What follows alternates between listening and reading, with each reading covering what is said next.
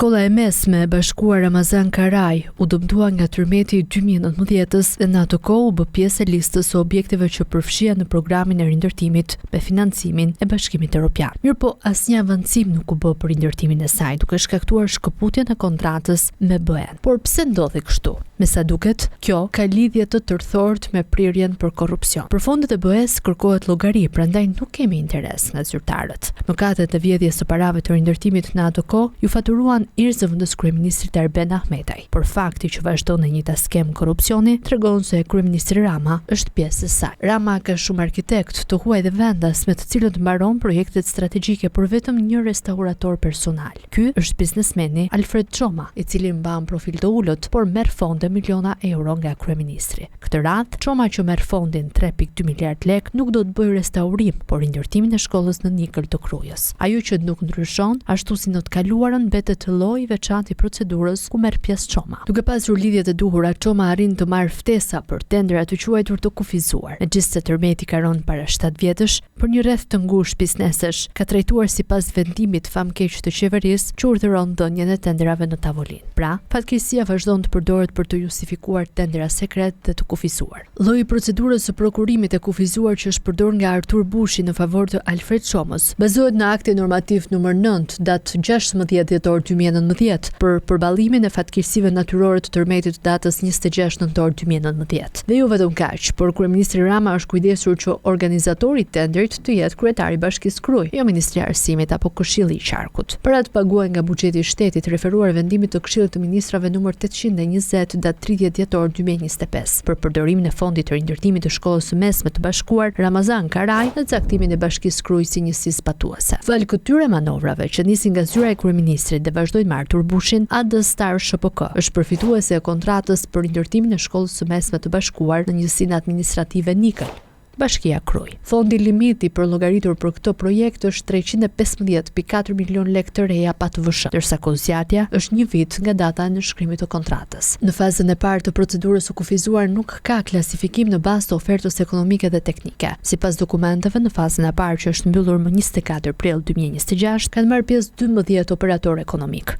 Për fazën e dytë, më 28 maj 2028, janë njoftuar të marrin pjesë vetëm AD Star SHPK me pronar Alfred Çomën dhe Bami SHPK e Besnik Bamit. Të dyja kompanitë kanë bërë oferta gati sa vlera e fondit limit. Në përfundim, në datën 7 korrik 2026, është shpallur fituese firma AD Star SHPK me administrator zotin Alfred Çoma, me vlerën e ofertës ekonomike 312.5 milion lek pa TVSH. Biznesmeni Alfred Çoma ka 2 specialitete: arkeologjinë dhe tenderat sekret të qeverisë. Nëse ka ndonjë tender të tillë, Çoma telefonoi i pari, sepse ua ka marrë dorën këtyre shërbimeve dhe flitet për miliona euro. Operatorit ekonomik AD Star SHPK në pronësi të inxhinierit të ndërtimit Alfred Çoma, i cili regjistroi këtë kompani bashkë me një ortak tjetër në 1994 nëpërmet, ortaku i tij më pas u tërhoq dhe ja ka lënë aksionet të Çomës, që ka shtrirë aktivitetin kryesor në Tiranë, Korçë, Gjirokastër dhe Durrës. Një nga punët e fundit publike që ka përfituar AD Star SHPK është kontrata për restaurimin e selisë së presidentit të Republikës në shtator 2025. Lloji i procedurës së zgjedhur për prokurim është procedura e kufizuar e klasifikuar në nivelin sekret. Tenderi ka nisur të organizohet në 21 maj 2025, sipas urdhrit numër 64 të lëshuar nga sekretari i përgjithshëm i institucionit. Bëhet fjalë për kontratën me objekt restaurim dhe rikonstruksion i godinës ekzistuese të institucionit të presidentit të Republikës, monument kulture kategoria e dytë me fond limit 342 milion lek të reja pa TVSH. Punime, të cilat do të mbylleshin për 9 muaj. Në vitin 2023, Alfred Çoma i kompanisë AD Star është ftuar dhe ka marrë me tender sekret rikonstruksionin e rezidencës qeveritare numër 5, ku pushon zakonisht Rama me ministrat. Vlera 5 milion euro i tekalon nevojat për rregullimin e vilës, duket sikur objekti është ndërtuar nga e para. Procedura e zgjedhur ishte me negocim pa shpallje. Afati i punimeve u caktua brenda 6 muajsh, por vila u hap 2 vite më pas në qershor 2025. Në pritje me ftesa private u organizuar nga kryeministri në kuadër të festivalit të arkitekturës Bread and Heart. Për këtë projekt ka dyshime se parat janë shpërdoruar me ndihmën e mbikëqyrësit të punimeve,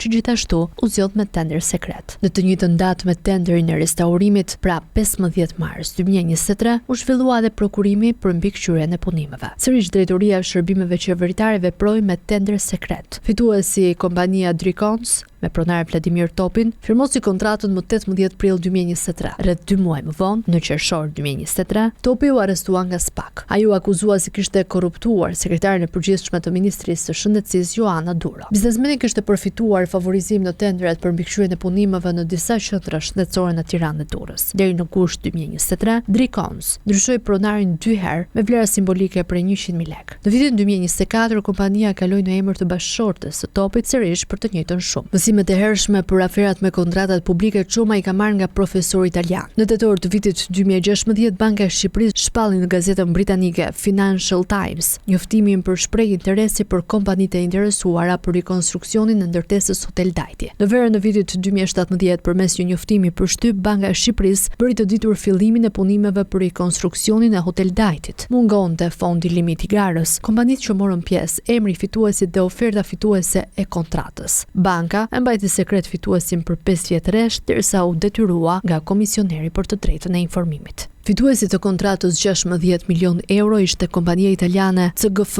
Konstruksioni Generali dhe AD Star SHPK. Për tenderin e dyshimt nisi një hetim kryesisht në verën e vitit 2017 nga Prokuroria e Tiranës. Hetimi ishte për veprën penale të shpërdorimit të detyrës. Çuditërisht, disa muaj pas pushimit të hetimeve, një nga 2 kompanitë fituese të tenderit ndërkombëtar, ajo italiane, falimentoi. Kështu arriti pasurinë Alfred Çoma nga hotelit tek rezidencat e qeverisë dhe presidenca përmes tenderave sekret. Miku i kryetari Bushi ndërkohë është në pritje të vi radhë që SPAK të mund të arrestojë për korrupsion. Bushi u përfshi në politik pas kthimit në Shqipëri nga Italia duke u zgjedhur kryetari i komunës Thuman në vitin 2011. 2 vjet më pas ai u bë pjesë e listës së kandidatëve të Partisë Socialiste për deputet në qarkun e Durrësit dhe fitoi mandatin. Në gusht 2015, ai u bë kryetar bashkie në Krujë, ndërkohë që një investigim zbuloi se kandidati për kryebashkiak i Krujës ishte arrestuar në qershor 2010 nga policia italiane, i dyshuar për lidhjet me një organizatë të trafikut të kokainës. Bushi u lirua një muaj e gjysmë më pas, ndërsa çështja kundër tij u pushua dhe u arkivua në vitin 2011 nga prokuroria italiane. Përveç kësaj dosjeje, Artur Bushi shënoi në formularin e dekriminalizimit edhe një ndalim të vitit 1996 në Caserta të Italisë. Ndërkohë procesi përfundimtar gjyqësor ka përfunduar më 24 korrik të vitit 2010. Ndërkohë Bushi vazhdon me abuzimet pa pasur frikë nga SPAK. Kujtojmë se më 17 mars 2023 kryetari i Bashkisë së Krujës Artur Bushi është thirrur në SPAK. Bushi është marrë në pyetje pas kallëzimit të qytetarit Muharrem Hoxha, që akuzon për shpërdorim detyra. Më konkretisht Muharrem Hoxha akuzon se Bushi dhe inspektorati i Bashkisë Ndërtimore të Krujës i kanë vendosur 3 gjoba me shumë totale 35 milion lekë, gjoja për ndërtim pa leje. Bushi rezulton një nga zyrtarët lokal më të denoncuar në prokurorinë e posaçme. Mësohet se ndaj tij janë depozituar në SPAK 7 kallëzime penale, ndërkohë që 3 prej tyre janë regjistruar për procedim, 2 janë ndërkuar në gjykatat e rretheve dhe 2 të tjera janë pushuar si çështje. SPAK po verifikon një aferë të dyshuar korrupsionit të Artur Bushit me ndarjen e banesave për familjet që mbetën të pastre pas tërmetit të vitit 2019. Në këtë aferë të dyshuar, Artur Bushi është implikuar përmes vëllait të tij, Ilir Bushi, i cili komandon njësinë e Thumanës me urdhra verbal dhe ndikime të paligjshme. Shumë familje kanë bërë ndarje efektive në gjendjen civile me qëllim për të përfituar disa banesa padrejtësisht, ndërsa familje të tjera janë nxjerrë jashtë loja. Përfituesit kanë lidhje klienteliste me Artur Bushin, me të shkuar të errët jashtë vendit. Vëllai i Artur Bushit, Ilir Bushi, kontrollon disa kompani, mes të cilave edhe kompaninë e transportit dhe guroren Fazio. Me anë të kësaj kompanie, Ilir Bushi administron disa gurore në Krujë në konflikt interesi, ndërsa ishte futur edhe si nën-kontraktor i kompanisë Gener 2 të Bashkim Ulajt, ku ka ndërtuar një segment të rrugës Thuman-Kashar. Artur Bushi dyshohet gjithashtu për korrupsion dhe shkelje të parësisë në tendra, duke diktuar prokurimet për një rreth klientësh të tij. Ndërkaq prindrit dhe nxënësit e shkollës në Nikël duhet të kërkojnë nisjen e punimeve sa më parë, pasi kjo kompani është shembull sfaritjesh. Ndërkohë që është përblyer me këtë tender Alfred Çoma, që duhet kishte dorëzuar restaurimin e presidencës.